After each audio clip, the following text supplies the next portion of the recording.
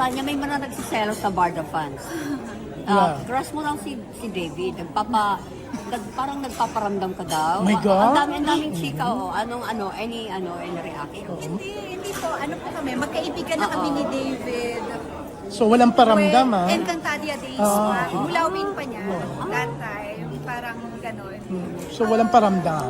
Wala, kami, magkaibigan na kami before pa. So, intriga lang in fact, yun. siya yung lagi siya yung, ang tawag dito, siya yung cupido. Lagi siya yung, alam mo bagay sa'yo si gano'n, naghahanap ng matchmaker. Siya. Oo. So, intriga lang talaga yung paramdam pa. So walang dapat Kaibigan pagselo. kami yan. Kaibigan kami ni David ever since. So, Okay.